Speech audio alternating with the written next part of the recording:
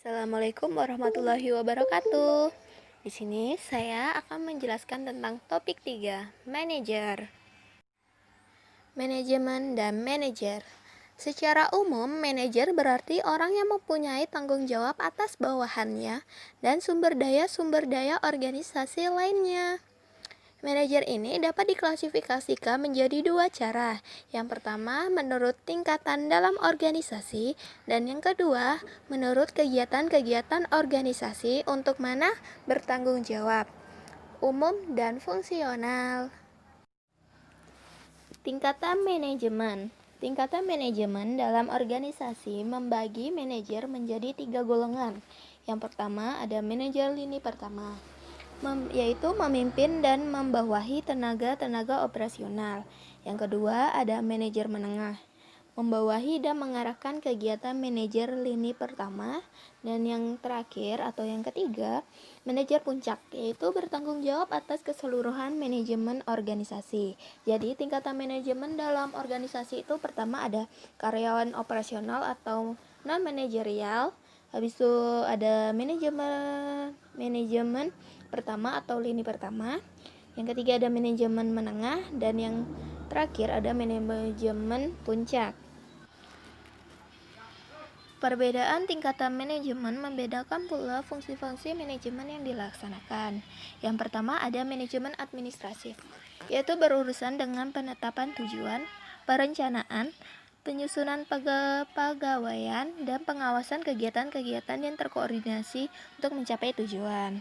Yang kedua ada manajemen operatif, yaitu mencakup kegiatan memotivasi, supervisi, dan komunikasi dengan para karyawan untuk mengarahkan mereka mencapai hasil-hasil yang efektif. Semakin tinggi tingkatannya, mereka menjadi lebih banyak terlibat dengan manajemen administratif.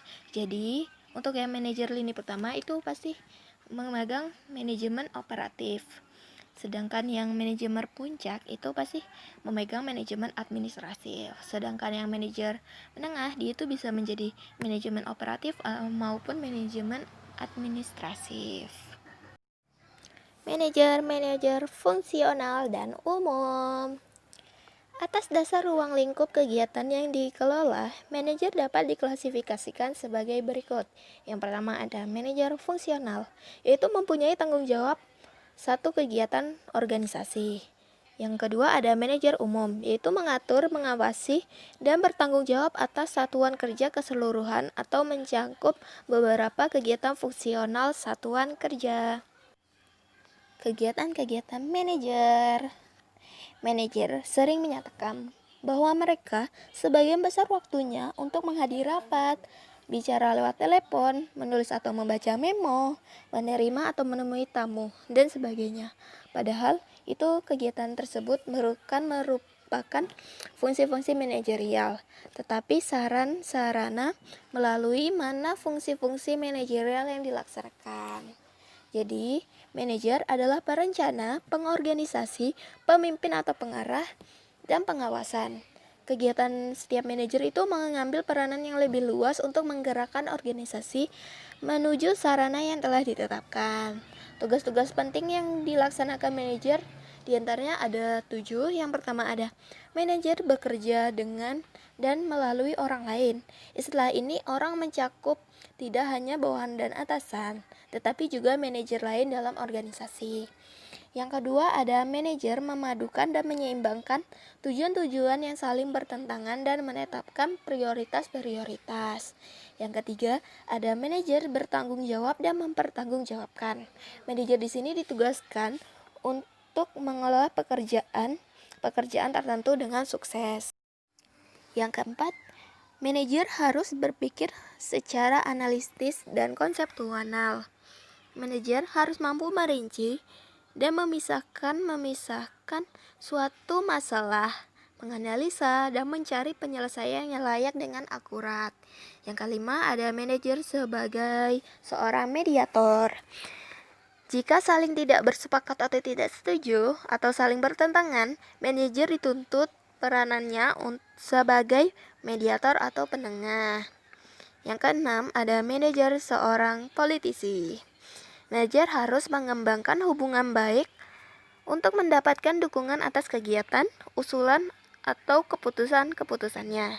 Manajer juga harus efektif meningkatkan politik dengan mengembangkan kerjasama dengan para manajer lain dalam organisasi. Dan yang ketujuh, ada manajer adalah seorang diplomat. Manajer mungkin harus berperan sebagai wakil resmi organisasinya dalam pertemuan organisasional. Manajer juga mungkin mewakili organisasi dalam urusan pelangganan atau pejabat pemerintah atau organisasi lainnya juga bisa. Keterampilan manajerial.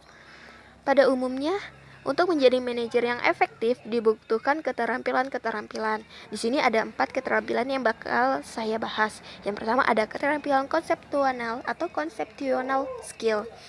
Adalah kemampuan mental untuk mengkoordinasi dan mengintegrasikan seluruh kepentingan dan kegiatan organisasi. Yang kedua ada keterampilan kemanusiaan, human skill.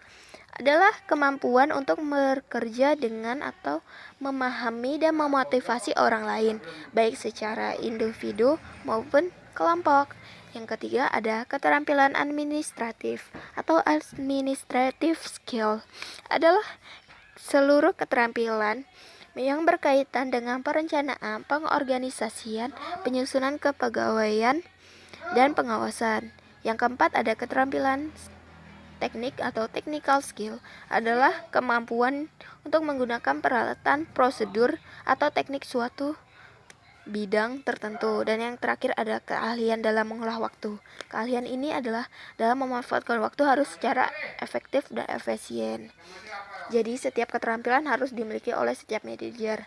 Hanya untuk tingkatan manajemen yang berbeda-beda proporsinya masing-masing kebutuhannya. Misalnya untuk manajer lini pertama itu harus bisa mempunyai keterampilan human skill, harus bisa memotivasi atau mengkoordinasi tenaga kerja bawahnya. Habis itu dia juga harus memiliki keahlian dalam mengolah waktu. Itu adalah sekian yang dapat saya jelaskan. Oke, terima kasih. Saya Anggisa Putri Maulani dari kelas 1B Akuntansi Manajerial. Terima kasih. Wassalamualaikum warahmatullahi wabarakatuh.